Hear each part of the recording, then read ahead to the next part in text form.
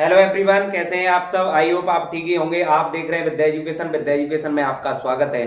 तो आज की जो क्लास होने वाली है वो बहुत मोस्ट इंपोर्टेंट होने वाली है। आज की जो क्लास होने वाली है वो इंग्लिश ग्रामर रिलेटेड क्लास होने वाली है। हम आपको कराएंगे आज use of this and that. This और दैट का प्रयोग हम बताएंगे, बहुत डिटेल्स में बताएंगे। वीडियो के अंत तक बने रहें। अगर आपने अभी चैनल को सब्सक्राइब नहीं किया है तो सब्सक्राइब कर लें और बेल आइकन पर क्लिक करना ना भूलें, जिससे कि सबसे पहले नोटिफिकेशन आपके पास पहुंच सके। तो आइए समय न वेस्ट करते हुए आज की क्लास स्टार्ट करते हैं। Let's go.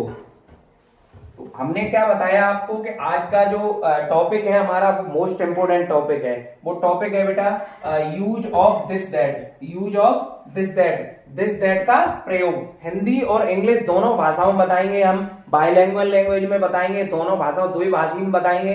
तो आइए जानते हैं। ये अगर आपने ये क्लास ले ली तो मुझे आशा है कि आप कभी भी दिस और दैट का प्रयोग भूलेंगे ही नहीं, क्योंकि इसमें हम एफर्मेटिव नेगेटिव सबसे पहले बताएंगे डेफिनेशन, जिसे परिभाषा बोलते हैं। उसके बाद बताएंगे एफर्मेटिव, जिसे साधारण वाक्य बोलते हैं। और उसके नेक्स्ट इसी वीडियो में ही, इसी क्लास में ही बताएंगे हम नेगेटिव, और इसी क्लास में ही हम बताएंगे इंटेरोगेटिव, जिसे प्रश्नवाचक बोलते हैं। और कहाँ ए लगाते हैं, कहाँ एन लगाते हैं, हम प्रोनाउंसिएशन भी बताएंगे। तो आइए जानते हैं। हमारा सबसे पहले जो टॉपिक है वो है डेफिनेशन, परिभाषा। सबसे पहले स्टार्टिंग में किसी भी प्रयोग को करने से पहले या किसी भी वाक्य को स्टार्ट करने से पहले उसकी हमें परिभाषा ज्ञात होनी चाहिए। तो हमारी डेफिनेशन, जिसे परिभाषा कहते हैं, अगर हमारी दिस और दैट की परिभाषा क्या है आइए जानते हैं। हम समीप की एक वस्तु अथवा व्यक्ति को दर्शाने के लिए, मतलब हम पास की, समीप मतलब नियर पास की, हम समीप की एक वस्तु अथवा व्यक्ति को दर्शाने के लिए, समीप की एक वस्तु अथवा व्यक्ति को दर्शाने के लिए दिस का प्रयोग करते हैं। किसका प्रयोग करते हैं? दिस, जिसे यह बोलते हैं। किसका?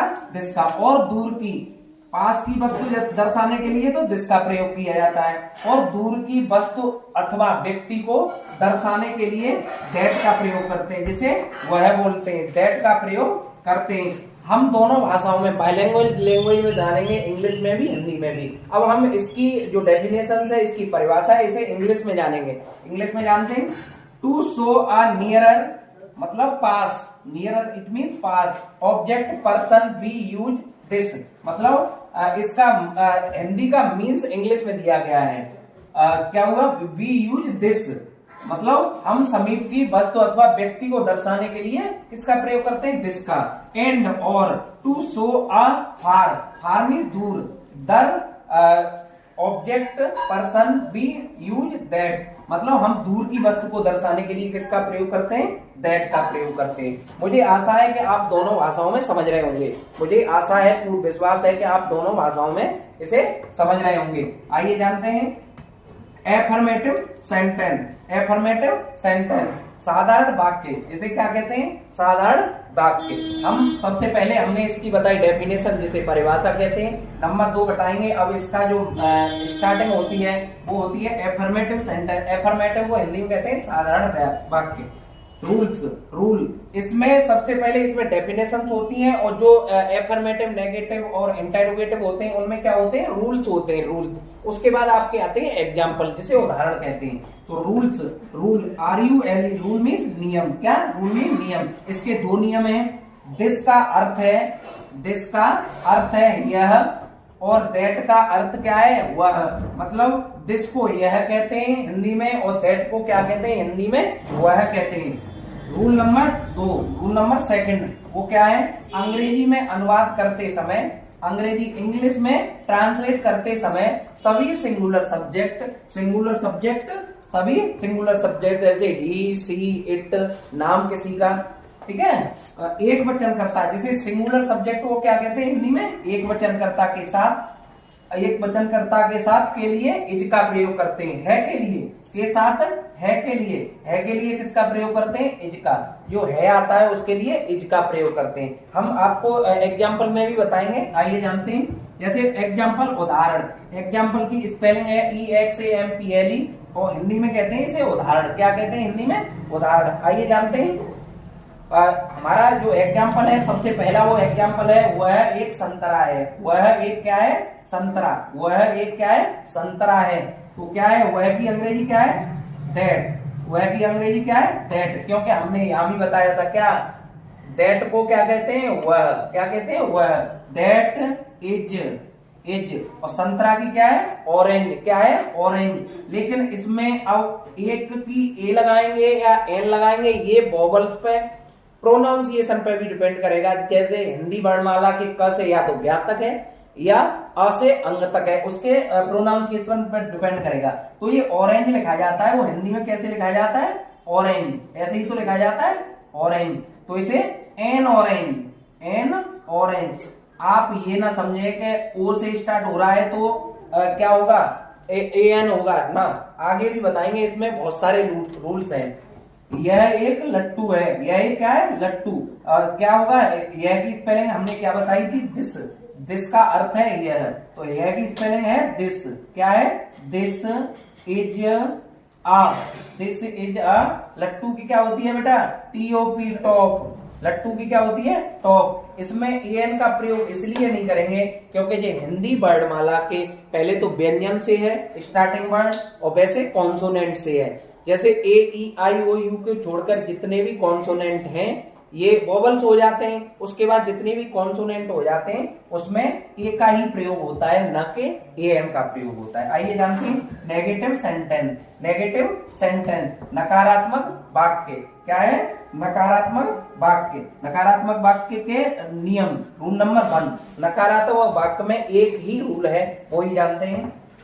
हिंदी वाक्यों में प्रयुक्त नए शब्दों के लिए, हिंदी वाक्यों में प्रयुक्त नए शब्दों के लिए इज के बाद क्या लगाते हैं, नॉट। इज के बाद नॉट। जैसे जैसे यहाँ आता नहीं आता तो this that is not an orange लगाते। ऐसे ही आगे जानते हैं, इज के बाद क्या लगाते हैं, नॉट लगाते हैं। जैसे एग्जाम्पल, एग्जाम्पल उदाहरण। एग्जाम्पल को हिंदी में क्या कहते हैं, उदाहरण। उदाहरण क्या है, वह एक खिलौना नहीं है। वह एक क्या नहीं है, खिलौना नहीं है। अब क्या इसमें पढ़ा था, इज के बाद नॉट लगाते हैं, तो कैसे करेंगे, वह की अंग्रेजी क्या होती है, दैट। क्या होती है, दैट। इज लगाएंगे, है की अंग्रेजी, इज है की अंग्रेजी। अब इज के बाद क्या लगाएंगे, नॉट। नॉट। एक की अंग्रेजी खिलौना की अंग्रेजी टॉय, TOY। खिलौना की अंग्रेजी क्या, टॉय, TOY। यह एक विश्वविद्यालय नहीं है, विश्वविद्यालय। अब हमने यहाँ आपको ये प्रोनाउंसिएशन बताया था, उसका यूज है यहाँ हो रहा है, बहुत ध्यान से समझें। आपको शायद दिख रहा हो या नहीं दिख रहा हो, मैं आपको अपनी तरफ से बता क्योंकि ये थोड़ा नीचे पड़ गया है ये सेंटेंस। तो यह एक विश्वविद्यालय, यह की क्या होती है, मैं आपको यहाँ दिखा देता हूँ, यहाँ लिखा देता हूँ। यह की क्या होती है, दिस। यह की क्या होती है, दिस। इज के बाद हमने इस रूल में पढ़ा था, नोट लगाएंगे, नोट। अब विश्वविद्यालय की यूनिवर्सिटी होती है, लेकिन यहाँ अब ये ज्ञात होता है, यहाँ बहुत समझने वाली बात ये है कि यूनिवर्सिटी में यू आ रहा है। अब यहाँ EN लगाएंगे या ए लगाएंगे, हम बताते हैं आपको। पहले तो यूनिवर्सिटी की स्पेलिंग लिख लीजिए, UNIVERSITY, यूनिवर्सिटी। अब देखो यहाँ लगाएंगे EN क्यों नहीं लगाएंगे, EN इसलिए नहीं लगाएंगे कि ये ऐसे बनेगा, यूनिवर्सिटी, यूनिवर्सिटी, इस तरह से, यूनिवर्सिटी, ऐसे बनेगा ये। अब ये या यज्ञ से प्रोनाउंसिएशन किससे स्टार्ट हो रहा है, या यज्ञ से स्टार्ट हो रहा है ये प्रोनाउंसिएशन। इसका जो उच्चारण है वो किससे स्टार्ट हो रहा है, या यज्ञ से, इसलिए ए लगाएंगे न कि AN।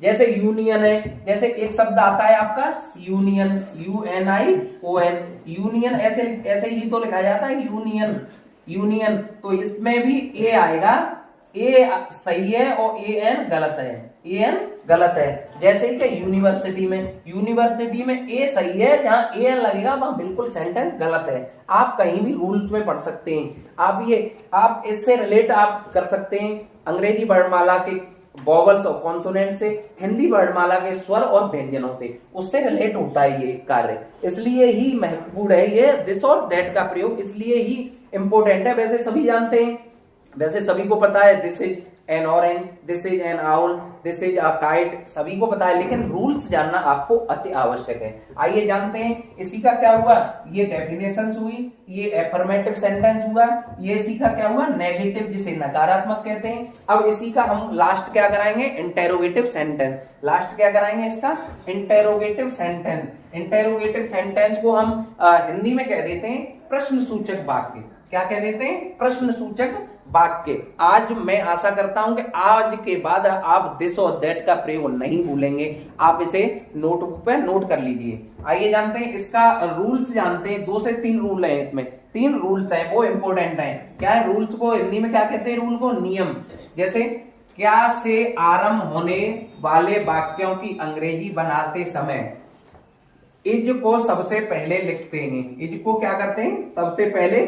जहां कोई भी आपका सेंटेंस क्या से आरंभ होता है तो सब्जेक्ट से पहले क्या आता है, इज आता है। क्या आता है, इज आता है। कर्ता से पहले क्या आता है, इज आता है। जैसे रूल नियम, नियम नंबर 2 रूल। वाक्य के मध्य में, वाक्य के मध्य, मध्य का मतलब होता है बीच में। मध्य का मतलब क्या होता है, बीच में, बिटवीन, बीच में। वाक्य के मध्य में क्या, क्यों, कहां, कब आदि। क्या, क्यों, कहां, कब आदि प्रश्न सूचक शब्द आने पर सबसे पहले इन्हीं शब्दों की अंग्रेजी लिखते हैं। अब आप बहुत ध्यान से समझें, ये रूल आपके लिए बहुत इंपॉर्टेंट है। वाक्य के मध्य में, वाक्य के बीच में क्या, क्यों, कहां, कब आदि प्रश्न सूचक शब्द आने पर सबसे पहले इन्हीं शब्दों की अंग्रेजी लिखते हैं। इन्हीं शब्दों की क्या लिखते हैं, इंग्लिश लिखते हैं, अंग्रेजी लिखते हैं। जैसे rule number 2, rule number 3 rule number, ये इसके रूल नंबर हैं, वो बहुत इंपोर्टेंट है आपके लिए, बहुत आवश्यक है। तो आइए जानते हैं। वाक्य के अंत में, वाक्य के अंत, it means and, END, and, it means क्या है, इसका मतलब क्या है, अंत में, एंड में क्वेश्चन मार्क अवश्य लगाते हैं। क्वेश्चन मार्क ये चिन्ह होता है, क्वेश्चन मार्क मतलब प्रश्न सूचक चिन्ह अवश्य लगाते हैं। इसकी हिंदी होती है प्रश्न सूचक चिन्ह अवश्य लगाते हैं। प्रश्न सूचक मतलब वाक्य आपका एंड होता है, कोई भी वाक्य लिख रहे हैं, क्या से आरंभ हो रहा है, क्यों आ रहा है, बीच में कब आ रहा है, कहाँ आ रहा है, तो इसमें प्रश्न सूचक चिन्ह अवश्य लगाएंगे। देखते हैं। जैसे एग्जाम्पल को हमने हिंदी में क्या बताया, उदाहरण, EXAMPLE, उदाहरण। क्या बताया हिंदी में हमने, उदाहरण। जैसे क्या यह एक ताला है, क्या यह एक ताला है, तो क्या है, हमने क्या स्टार्टिंग में क्या हुआ, ये वाला रूल काम करेगा। क्या से आरंभ होने वाले वाक्यों की अंग्रेजी बनाते समय इज को सबसे पहले लिखते हैं, तो क्या लिखा जाएगा यहाँ, इज लिखा जाएगा। क्या लिखा जाएगा यहाँ, इज। क्या से इज लिखा जाएगा, क्या लिखा जाएगा यहाँ, इज लिखा जाएगा बेटा। और यह की अंग्रेजी हमने उसमें पीछे जान ली, दिस होती है। यह की अंग्रेजी क्या होती है, दिस। एक की अंग्रेजी आ होती है, एक की अंग्रेजी आ होती है। ताला की अंग्रेजी क्या होती है, LOCK, लॉक, LOCK, और क्वेश्चन मार्क अवश्य लगाएंगे। Question mark is compulsory. Question mark जो होता है वो अति आवश्यक है, आपका अवश्य लगाते हैं। जैसे क्या वह एक तालाब है, क्या वह एक तालाब है, तो मैंने क्या बताया, पहले वाले रूल में आपने क्या पढ़ा था कि क्या से जब आरंभ होता है कोई भी सेंटेंस तो इज सबसे पहले लगाते हैं। क्या लगाते हैं, इज सबसे पहले लगाते हैं। वह की अंग्रेजी क्या है, दैट। वह की अंग्रेजी क्या है, दैट। एक की अंग्रेजी है अ, एक की अंग्रेजी क्या है अ, और तालाब की अंग्रेजी क्या है, POND, पॉन्ड मीन तालाब। क्वेश्चन मार्क अवश्य लगाते हैं। मैं आशा करता हूं आपको use of this, that, this और दैट का प्रयोग अवश्य समझ में आया होगा। अगर अवश्य समझ में आया हो तो इसे चैनल को सब्सक्राइब करें, साइड में बेल आइकन दबाना ना भूलें और इसे ज्यादा से ज्यादा शेयर करें, जिससे कि हमें मोटिवेशन मिल सके, कार्य करने की प्रेरणा मिल सके। क्योंकि हमारे साथ जो टीम वर्क कर रही है, जो टीम IT सेक्टर के लोग काम कर रहे हैं या हमारे साथ जो टीचर काम कर रहे हैं, उनके लिए भी मोटिवेशन चाहिए। तो आपका एक सब्सक्राइबर, आपका एक लाइक, आपका एक कमेंट हमें बहुत मोटिवेशन दे सकता है। तो ज्यादा ना समय को गवाते हुए नेक्स्ट क्लास जल्दी ही आएगी आपकी। हमारी जो क्लास शेड्यूल है, हमारे जो क्लास शेड्यूल है, एक क्लास शाम को कितने बजे आती है, एक क्लास सुबह आती है, वो 7 बजे आती है। कब आती है, 10 AM में। कब आती है, एक क्लास शाम को आती है शाम को आती है 5 AM, वो सॉरी 5 PM। एक क्लास 6 PM। कब आती है? 6 PM। एक क्लास 7 PM। रोजाना हमारी विद्या एजुकेशन जो यूट्यूब चैनल है उस पर 4 क्लासें आपको डेली देखने के लिए मिल रही होंगी। आप जब सब्सक्राइब कर लेंगे चैनल को, साइड में बेल आइकन दबा लेंगे तो हमारी जब भी क्लास आएगी आपके पास सबसे पहले नोटिफिकेशन जाएगा, जिससे कि आप देख पाएंगे। तो इसी के साथ जय हिंद।